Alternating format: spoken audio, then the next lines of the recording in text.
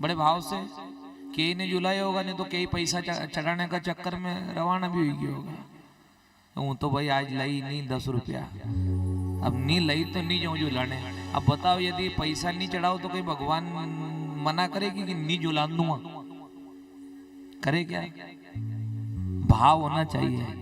यशोदा के मन में बड़ा भाव था। कुछ काम तो हम बिना भाव के करते हैं साहब,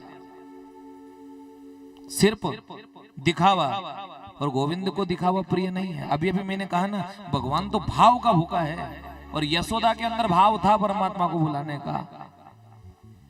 इसलिए गोविंद आए, गोपाल आए, और आज यशोदा भगवान को पलना झुला रही है। और पलना झुलाते समय उसको कितना आनंद आया।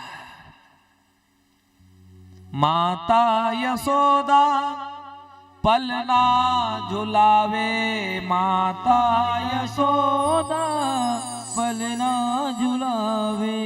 आए गोकुल घन श्याम रे, देखो बाजे बधाई। आए गोकुल घन श्याम रे, देखो बाजे बधाई। नंद भवन में बड़ा आनंद छाया है साहब। सभी लोग बधाइयां बांटने के लिए नंद भवन में जाने लगे, सभी सजने लगे, संवरने लगे, और यशोदा जी के यहाँ बधाई बट रही है। आज भी किसी के यहाँ बच्चा होता है तो हम सभी लोग बधाइयां देने के लिए जाते हैं कि नहीं जाते हैं? मिठाई बढ़ती है, पतासे बढ़ते हैं, मंगल गीत होते हैं, बधाई हो बधाई हो। लेकिन आज नंद भवन में जो आया है वो 4 भुजा वाला नाथ पुत्र बनकर के आया है, तो कितना आनंद होगा नंद भवन में। सभी माताएं सजने लगी, संवरने लगी, जाने लगी बधाई देने के लिए।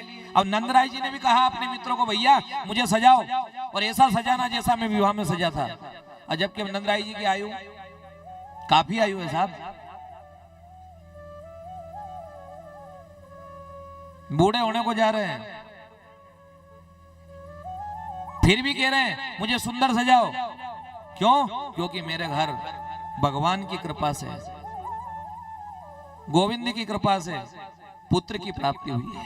अब उनको ये नहीं मालूम कि लीलाधारी ने लीला क्या करी, क्योंकि एक माँ ने पुत्र रूप में मांगा था कि आपके जैसा पुत्र चाहिए, और एक ने मांगा कि मैं आपको मेरी गोदी में बिठाकर दूध पिलाना चाहती हूँ, पलने में झुलाना चाहती हूँ। भगवान ने कहा तथास्तु,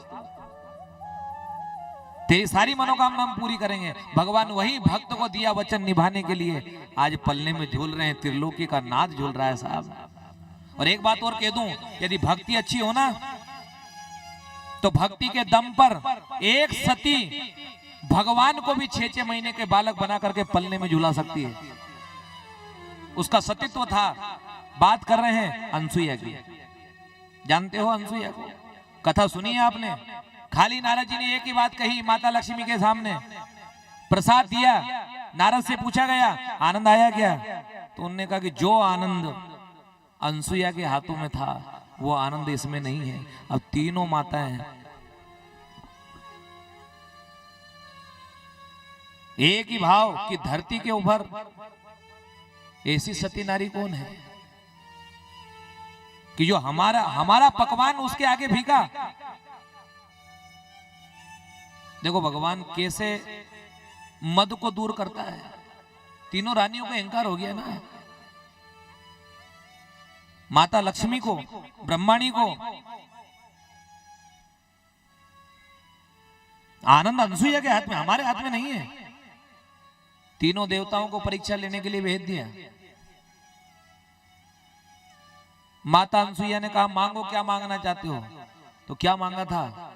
बिना वस्त्र के यदि हमें भोजन करवाओ तो साधु भोजन पाए, नहीं तो पाने वाले नहीं है। आज यदि कोई ऐसा मांगने वाला आ जाए तो आप साहब सर धड़ से अलग कर दो उसका।